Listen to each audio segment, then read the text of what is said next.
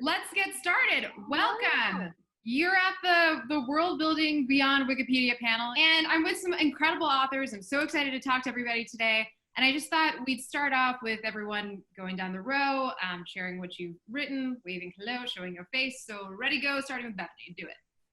Hi. Okay, so I should have been paying attention to what she was saying, but just the whirlwind. My voice is so melodic and hypnotic that I was like, I'm just listening and slipping into it. So my name is Bethany C. Morrow. I am the author of the forthcoming A Song Below Water, which comes out June 2nd, 2020. I'm also going to show Mem, because we're probably going to be talking about this a bit, which came out in 2018. And was there anything else I'm supposed to? No, you showed your books, you showed your face. All of it's great. Right. I love it. All right, Jennifer. Hi, I'm Jennifer Donnelly, and my latest is going to be Poisoned, which is a retelling of the Snow White fairy tale, and that is out on October 20, and it's a follow-up to Stepsister, which sort of took up where Cinderella left off and followed the story of her ugly stepsisters. I love that clear shoe. Oh, man. It was beautiful. Bloody shoe. Renee. Oh, yeah. Hi. Hi, everyone. I'm Renée Ahdieh. My upcoming book is on the screen here. When I'm looking at it, it looks backwards, so hopefully it doesn't look backwards. No, it looks really cool. Okay. I should not take any credit for any of the tech here. I was instructed on how to do this, and blessed helped me. It's The Damned. It's coming out now in July. It was supposed to come out in June, but because of what's going on in the world right now, it has been shifted. So it is in July. I'm so excited to share it with everybody. It's the follow-up to The Beautiful. And I'm really thrilled. Oh, thank you. I'll send you a check. Don't worry. And I'm really excited to be on this panel of fantastic ladies. So. Yay. Marie.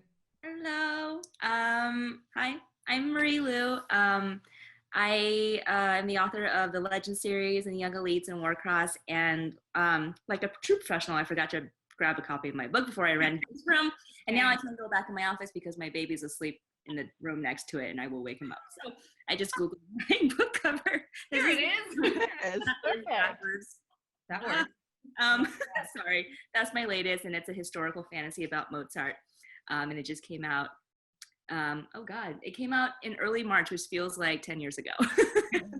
Right. Gwenda.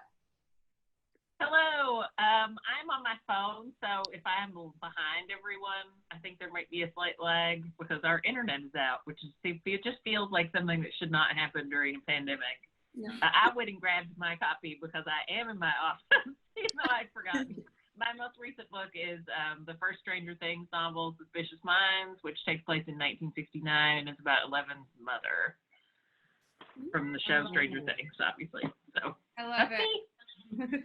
And obviously, I'm Roshani. Not obviously, I don't know. You may not know that just because this woman in a red shirt. I'm the author of the Bond of a series. Book 3 came out last week. It's Arisha and the True Wishes. It's very shiny, smells good, also good for smashing insects with.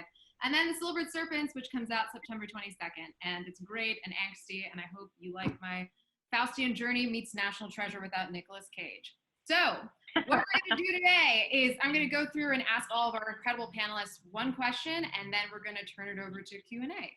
So we will start off with Marie Lu, who looks so sunny with your hair and this sweater. I love all of it. And I had a really intelligent question, and I even typed it out, so watch me reading the screen. Okay, you really have dabbled in like every genre ever, which is amazing, like sci-fi, fantasy, dystopia, everything, and now historical. And when I was reading through, I really feel like there's a question of consequence at the heart of all your world babbling. Anyway, like with Warcross, there's this question of technology that goes too far. With Kingdom of Back, there's the consequence of wanting to find recognition in a time that doesn't acknowledge or celebrate women. So you have these incredible worlds, and when you're coming up with them, do you think that you're answering a question in your head, or are you playing with the consequence before you start building a world and coming up with your characters? Yeah, thanks. Thank you. You're so nice, Roshani.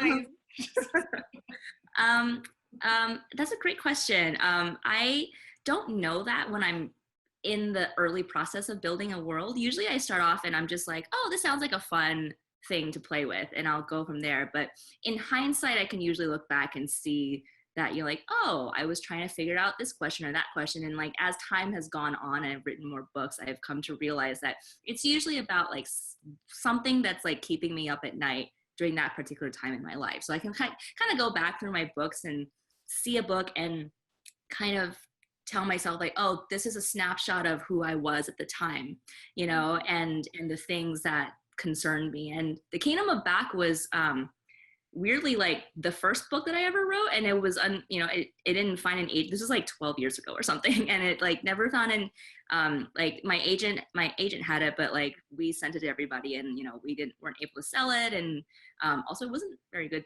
at the time. So like I think we just needed to work on it some more, and so there are a lot of issues with it, but at the time I was an unpublished writer and I was aspiring, and I think a lot of that went into the fascination of the world that Nana Mozart lived in, and how it would feel to be this creative person who is unable to express her creativity with the world for the simple fact that she is a woman, and then has to see her brother become, you know, Wolfgang Mozart.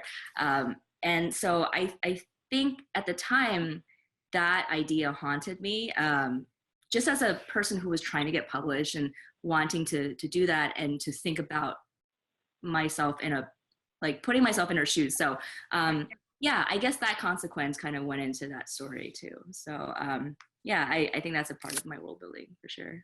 That's so heartbreaking. I would be so annoyed all the time. I know. Yeah, I'm like, I know she was growing up during like the time, but I'm sure at some point she must have been like, what the hell, man? Like, this is grossly unfair and I hate it.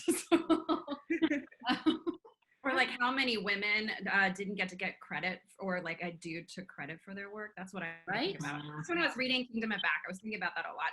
I'm not speculating that Mozart didn't write his music, but it really gives you pause. Yeah. I think it totally happened. Exactly. So rude. Well, on a less rude note, now we turn to Bethany, who stole my wall. I don't know if you guys know.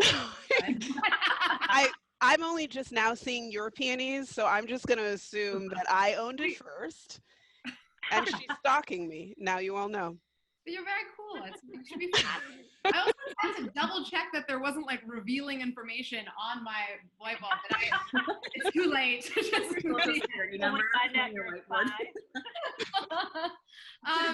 Bethany.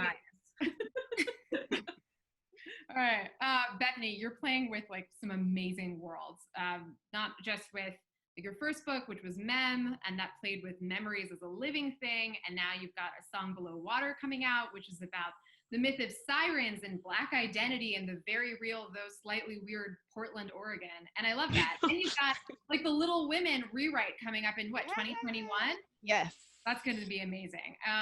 I can't imagine, like, with contemporary fantasy, you had to balance so many things, real world issues and magic as well. So how did that work? Did they complement each other? Was it hard to find that balance? I think specifically Portland, Oregon is like super duper easy to just add magic and be like, this is just what we do. The hardest part, like, no, who's going to question that? But the problem, and one of the things about Mem that is so great, of course, I was living in Montreal while I was writing Mem, and on some level, despite the fact that obviously that brings with it a whole bunch of research and like, you know, figure out where to get research and where especially to get research and results that are not already widely known, and something that is also on top of all of that speaks to the character and why I was writing the book. Something about writing A Song Below Water that was actually more difficult is that it's present day. So anybody present day can be like, that's not what it's like. Or like, you know, and that wasn't something that people could do with Mem because I'm like, you weren't there in 1906, be quiet. So it's, for me, the research there wasn't as much research for A Song Below Water in terms of historically.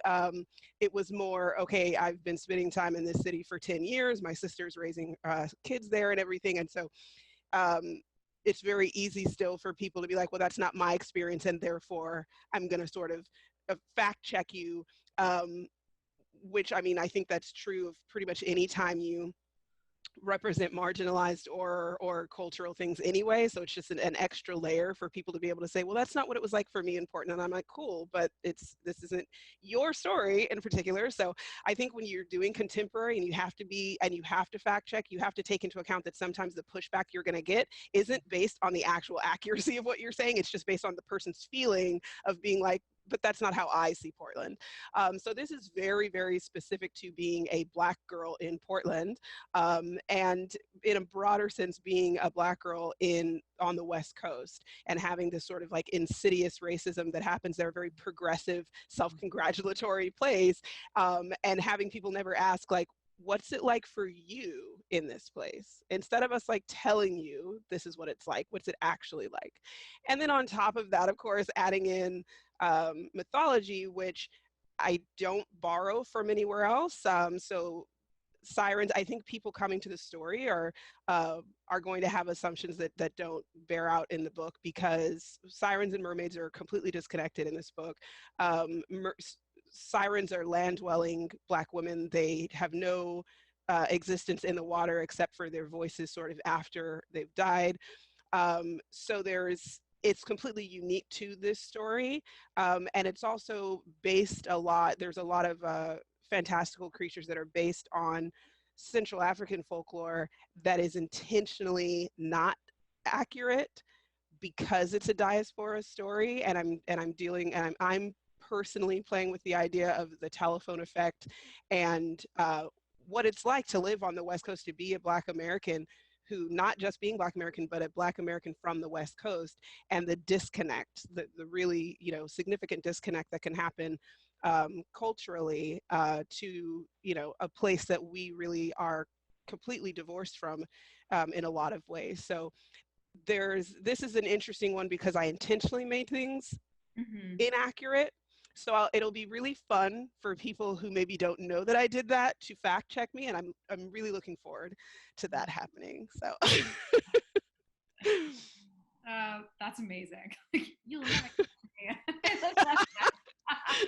And I'm drawn with that idea. I'm just going off like you're building within the real world, but I'm also really curious, and this question's for Gwenda. I mean, what's it like when you take a world that people are already familiar with? There's Portland, which was great. And then there's also Stranger Things, which all of us have just loved and watched.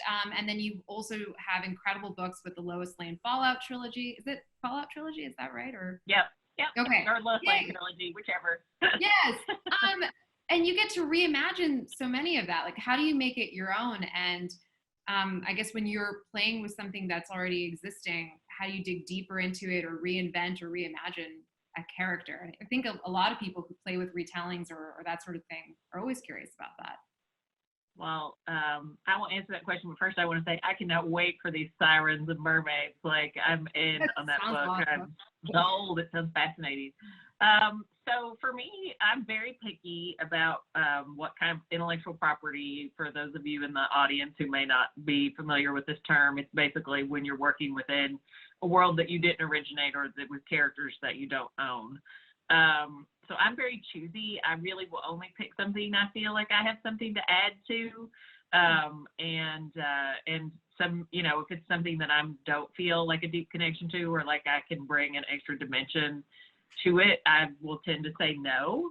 So for Stranger Things in particular, but really for both of these, I start by asking myself as a fan of the property, what are like the 3 or 4 things that have to be there without which it doesn't feel like a story in that world anymore? Like what do Lois and Clark have to be like, or has to be present in a Superman story, even if Lois is the central character, for it to feel like part of that world. And then I ask, second, okay, now what can I do to bring a separate thing to that? So for Stranger Things, and for Lois Lane to an extent, it was moving those stories to be centered on women. And especially in Stranger Things, I really wanted to give, I have been wanting to do a girl gang book anyway, so I really wanted to explore what it was like for different kinds of women in the 1960s, 1969 in particular, And so I really wanted to build like kind of a rich cast of characters that would not all be from the same like class or race or background and have the same interests, and just kind of get to sort of invert the gender dynamics. But also really, like, I think place is very important in all of my writing. So 1969, and, you know, like the 80s, you can't separate Stranger Things from that period, the TV show. I really wanted the book to feel the same way with the late 60s. So it was a lot of fun, and the boomers documented everything about their years meticulously online, so you can literally find anything that you need research-wise, because they very much have fetishized like their own youth in a way that was super helpful for me. So thank you, boomers. I love that. Man, everyone's work is so cool. I love that. That's amazing. So Jennifer, this next question is for you. You've written so much historical fiction and also fantasy, and it's all great. I still remember the first time I read Revolution, and I just ended it just like lying on the floor, like, what's happening and what is life? And I read an interview that you did a while back where you talked about how so many of your characters are inspired by ghosts. And I think like in all of our worlds, there is an element of, whether it's a supernatural ghost or the ghost of a memory of someone who came before you. Mm-hmm. And I was really drawn to that. And I was wondering, you know, with your worlds in like Northern Lights and Revolution and also Waterfire, how do the ghosts inform your world building, whether it's a world that's real or imagined? They come and they take up residence, you know, and you sit in a room with them. In A Northern Light, it was the ghost of Grace Brown, who was a real girl. She was murdered at the age of 19 in the Adirondack Mountains on Big Moose Lake by the father of her unborn child. And this is a place that I had grown up hearing about. I lived very close to this area. My grandmother worked in the great camps in the Adirondacks. We all kids grew up hearing about Grace, and were told that she still haunted the lake. When I got a bit older, and started reading more about the real woman, and read the letters that she had written to the father of her child, you know, begging him to marry her and do the right thing, she really began to haunt me. You can hear the voice of this living, breathing, wonderful girl in every line that she wrote to Chester, the father of her unborn child and her murderer. And it's heartbreaking. I defy anyone to read the last letter where she's pregnant, she's worried. They met at a skirt factory in Cortland, New York, and she went back to her family farm because she didn't feel well, and she's worried every day, when am I gonna start to show? Is he gonna come and do the right thing? By the end of this sort of letter writing campaign with him, she realizes it's not gonna go well for her. And she says goodbye. She says goodbye to the fields, the strawberry fields. She says goodbye to her neighbors. She's saying goodbye to everyone in this letter. And at the end, she's saying goodbye to her mother. And she's saying, I wish I could tell Mama what's happening with me, but I can't. It would break her heart. And she's writing all this to this guy who does not give a damn. And it's so heartbreaking. I defy anybody. I hold that letter in my hand. It still exists. It's in the archives of Hamilton College. To read this letter without, just weeping. So Grace and I struck up a relationship, and she was with me throughout the writing of the book. She was in the room. She was sitting with me. And ghosts are these amazing creatures in that they will tell you their stories, but they take pieces of your heart in return. And the same thing happened in Revolution with the ghost of Louis Charles, the young son of Louis the 16th. I'm sorry, having a lapse here. And Marie Antoinette, this young boy who was basically murdered by the revolutionaries through neglect. So they're there. It sounds so woo-woo and nuts, but they're very, very present for me. And they stay with me throughout the writing of the book, and then they wave goodbye, and they sort of fade at the end of it. And it's a very, very intense relationship while it lasts. And then it's sort of mournful when they leave. Good God.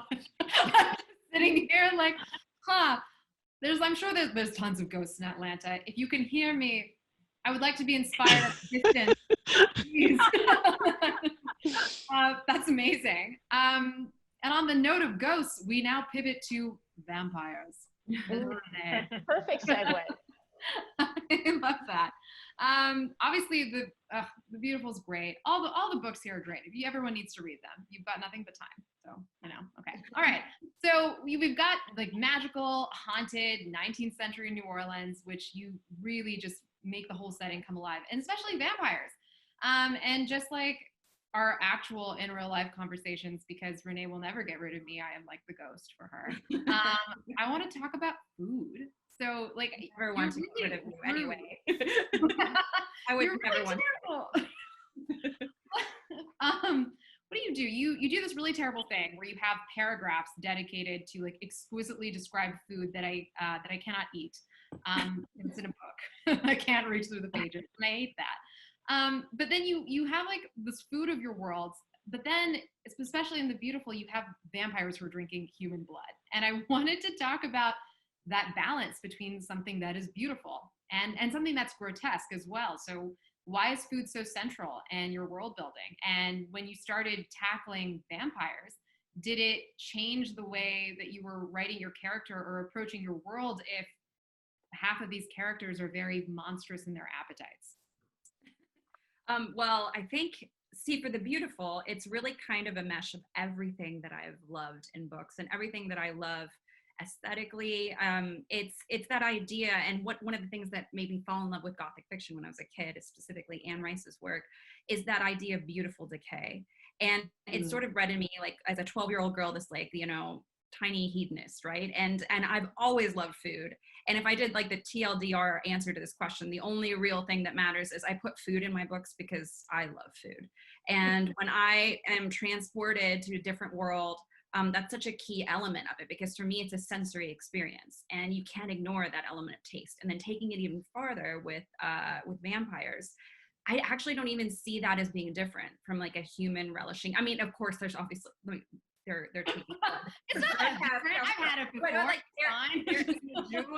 they're enjoying their meal. So, and I'm a big fan of enjoying your meal, and also like because I think with any book that I have really fallen in love with, I remember Marie and I really bonded over Brian Jakes when we first met and we were hanging out, because I remember being a kid and reading those books and not knowing anything about the food that they were talking about, like hot root soup. What is that exactly? I just remember thinking, I want to be there. I want to eat that. I want to know what that is. And I later found out there's like a Brian Jakes cookbook. If you guys haven't read Mariel or Redwall, please pick it up because they're fantastic books. And for me, food tells you so much about what you need to know about a person, whether it's where they're coming from, their history. And when I look at all of the books on this panel, the idea of place as a character, of setting as a character, and so much of it being rooted in history, you learn so much about a people, about their way of life, about how they engage with each other, to me, it's almost like an equalizer, so much like music too. So even if you don't understand what that person is saying, you don't necessarily speak their language. And we can think about this metaphorically and literally. If you share food with them, if they prepare a meal for you, or they tell you a little bit about, you know, what they had at their dinner table when they were a kid, you learn so much about them. Sometimes it's not always good, but it's so eye-opening. And for me, that's the thing that's beautiful about food, especially food from all over the world. It really shows you that we are more alike than we are dissimilar. I love that. Oh God, I'm so hungry now. I know. I'm always hungry. I am always hungry. And now I have a 5-week-old infant at home, so you're like trying to carve out these periods of time to eat. And I've only recently started cooking again because I have like these little pieces of time. But I'll prepare this meal. I'll be like, yes, and then I'll take like 2 bites of it, and I'm like, oh no. Like, I need you. So impressed with you, Renée. We're still like, what should we eat tonight? Spam? Yeah, let's go with spam. Oh, don't be impressed. I'm totally wearing pajama pants underneath this. It's just like, it's like that traditional Zoom thing. And I've seen my husband, he's like all put together and he's wearing like gym shorts on the bottom. That's us. I love it. Okay, so we actually have time to take some audience Q&A. So I'm going to start with, what question do you ask yourself and answer before starting to write a new story? But I guess like question you start off with when you're gonna start world building. Panelists. Gwenda, go first. So I'm just gonna call Okay. I usually start with a combination of character and setting / idea, like not really so much a question. It's just like a character in a certain situation, and then the question, and then it's a bunch of questions about like, well, who is this person? What's going on? You know, what is the setting for this? But usually I get kind of a little lump of an idea that has enough mass that it accumulates answers pretty quickly if I'm actually going to write it. If I'm not, like if it doesn't do that, then I just go, all right, put that one in the iPhone notes. Right. And never look at it again. I love it. Yeah. Anyone else want to chime in and answer that one? I think for me, go ahead. oh, sorry. For me, I think I always I know the concept already, and a lot of times for me, the concept is inextricably connected to the character. So it's sort of like like with A Song Below Water, I said the phrase, "My voice is power," and then I knew that it was a Black girl who was a siren. So, because I was talking about the way that Black girls are treated, particularly online. And so I already knew what that was, but when I'm figuring out the setting or the world that they're going to be in, I'm usually knowing those things, knowing what I do know, they're usually in a situation, and the question is, what is she doing?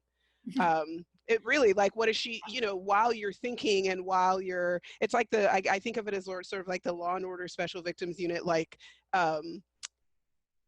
street interview scenario where they, you know, the two detectives go out and somebody's working and continue to work while they're being asked these like gruesome questions. So it's basically, what is she doing while she's being asked these questions, or like while, you know, so what is her day-to-day life and how is that impacted? And that will either tell me that I don't know where she is, or it'll start building where she is around her. And her reaction then to that tells me more and more about the person. So it just sort of, it's a constant sort of like feedback loop where asking what she's doing, she'll start doing something which will tell me what the world is, and then how she responds to the world tells me who she is, and it just sort of keeps going like that. Anybody? I wanted to echo Gwenda. Did I cut you off, Roshani? No, I was going to say smart. Thanks. Go ahead. I just wanted to kind of echo Gwenda. I start with setting too. To me, it's like it's the canvas basically for the world, and then but then as writers, we're not painting necessarily with colors, we're painting with words. And for me, that background is so important because it roots me in the moment. And again, it imparts all the sensory details that I love about reading books that are transportive. But then after that, it's definitely character. I mean, I feel like I can follow, I mean, as Jason Reynolds did in his book, you can listen to people on an elevator doing nothing, like that, just talking if they're interesting. And so that's to me the most important part. Like, and that's the question I ask myself. Why am I falling in love with these characters? Are these characters worthy of my level of obsession? Because I mean, we're with these characters for years, especially if you're like many of us writing series. You have to love your characters, because how are you going to get in their shoes and in their minds and in their hearts if you're not in love with them? And also, how are you going to convince other people to love these characters too? Yeah, I love that. I think, just to chime in, when I'm coming up with secondary world building, I like to start with a creepy question, which is always, what does this culture do with their dead? And you will be surprised at how much you can build something around that, how it informs their religion, how they look at one another, even caste systems. Like, are the people who deal with the bodies of the dead treated very differently, which is something that you see in India. Yeah. That is so interesting. Well, that's a great starting point. I'm going to steal that for students. It's so Roshani. It's so Roshani. Like, at the time I was like, oh wow. That is such a Roshani thing this society does. Yeah. With a really cheery smile on your face. So, so this is a question for those of us who are writing historical fiction as well. Is there a period of time that you want to write about that you haven't had a chance to explore yet? Jennifer, I wonder if you could take this one first. That's a good question. I'm just so happy in the 18th century and also in the Renaissance and England's early Renaissance period that I think I'm going to stay there for a while, and that's enough, you know. It's my quest as a historical novelist when I'm starting out is always can I get back there? You know, how far can I go? How deep can I go? Can I kind of crash through that barrier of centuries that's separating me from the people I'm writing about? To do that, I just try to immerse myself as deeply as I can in that period of time. For a Northern Light, that meant going, you know, to the Adirondacks, delving into the collections of local libraries and historical associations, pulling out old photographs, old newspapers, pulling out ephemera from the great camps, holding a lock of Grace Brown's hair that was actually pulled from the oarlock.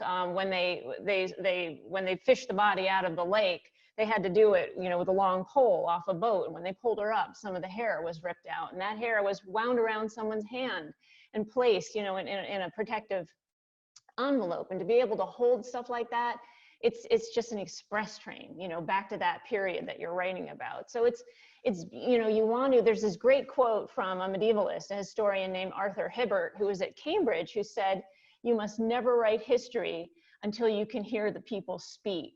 And I think that's so true. And you want to hear them not in a formal, stilted way that maybe Hollywood has presented or older novels have presented, but in a live, vital way. You want to hear them cracking jokes and swearing and, you know, burping. And if you can get there, you know, for me, that's when I can start writing. That's when it's really sparking. Wow. I'm so creeped out, but also like inspired. Good. That's what I look for. Creepy and inspiring. Marie, Renee? I don't know, like I've been obsessing over this book that Roshani recommended lately, and we've been talking about it on and off, and like it's called Falling. You need to write it. Okay, I'm sorry. Go ahead. Sorry. No, it's like the best recommendation ever. It's just, I wish I had this in the room. It's a nonfiction book about like the rise and fall of like history's greatest buildings, and so it's about like you know, like the Library of Alexandria and like the Lost City of Babylon and all of these, like it's just an amazing book. Thank you so much for recommending it. And it just makes me want to write about like something ancient, like really ancient. I'm like, how far back in human history can we go? So I don't know, something about Mesopotamia or like way back, maybe before even, you know, before that, like what were prehistoric times like? I don't know. I love to have a I love this. Yeah, I want to read this, Marie. Hurry up. That would be awesome. I kept pitching female Genghis Khan to her, like, well, no, I would read it. I would read it. I would absolutely. Yeah. I think Kate Elliott has done a female Alexander the Great, maybe even in space. Yeah. Which is like her next book. I remember when she was talking about it, I was like, yes, please, everyone do these. Like, conqueror and make them female. Right about them. I love it. Renee, did I cut you off in something? Oh, no. It's Zoom. We're all cutting each other off. That should be their title. I have two. The first one is, and I actually got kind of the inspiration after the new year because I was seeing all these people who are kind of tone deaf online, and again, they're well-intentioned, but still tone deaf. They're talking about, oh yes, let's bring back the Roaring 20s. And then I was seeing all these people come back and be like, oh yes, you know, everybody's romanticizing the Gilded Age, the Roaring 20s. It actually wasn't that great for everyone. Let's be clear about that. So, and I would love to explore that sort of like the idea, because I think Gwenda said this earlier, this idea of romanticizing a period of time, the boomers sort of like fetishizing and romanticizing a period of time. And I feel like we've done that a lot with the 1920s. And so that's something that I have interest in. And the other one is, it's something that's been germinating in my mind for a while, but it's like a POC Camelot. Oh, ooh, yes. Yes. Oh, yeah. Yes, please. Just again, anything with swords, the idea of knights, but then like again, making it a little more subversive, because the knights are not all good. Right. All Lancelot. So, you know, that's not sexy. All I heard was "that's not sexy," and I. It's not sexy. I don't know. You're gonna have to. That's gonna be your big dilemma with the Camelot story. It's gonna be great. You have to make the food really cool. And Oh yeah, for sure. Yeah. Okay. intelligence. If you're gonna do Camelot, I want people to stink, and I don't want people to have all their teeth. That's my only. I'm just tired of all of these like really old historical stories where everybody has a functioning set of chompers. I'm so confused. But Zamora Pierce did this wonderful thing where she was talking about the fact that in all of these historical books, no one goes to the bathroom ever. Ever. No one goes to the bathroom ever, and she's just like, that's something that would be of critical importance when you're like hiking through the woods with people. Don't you think that? And I'm like, no one wants to read that. We could probably count on one hand the number of fantasy books where someone gets their periods. Like if it's not a plot point. And I specifically mention, I don't go into it a lot, but I specifically mention their minstrels in A Song Below Water just because I was so tired of that. I'm just so tired of women not bleeding because I'm like, no, that's a thing. Right. Did anybody ever read The Red Tent? It's about, and yes. I don't know, like I feel like this woman's period was literally the whole plot. And it was Oh my God. There's got to be a balance. but it was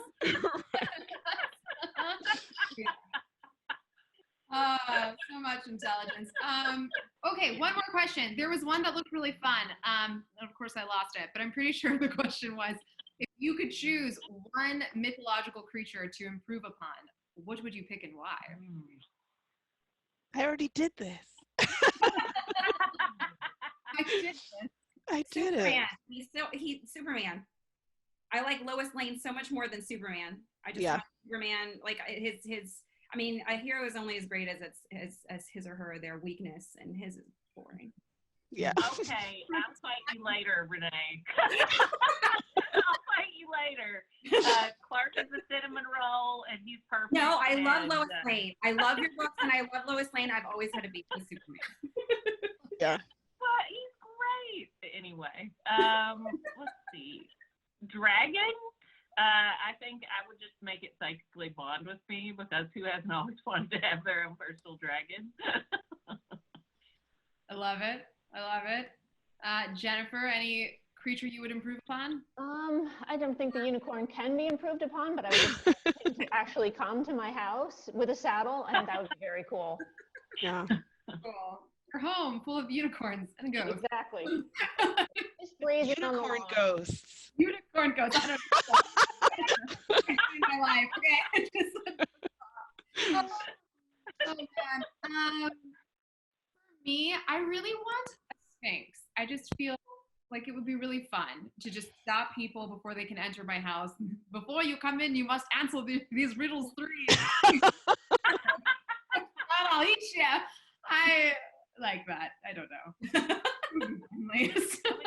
Don't ever write a book with a sphinx where you have to make up a riddle, though. This is a lesson that I learned the hard way. Middle grade. He loves riddles, though. He loves making up riddles. Roshani, that's her jam.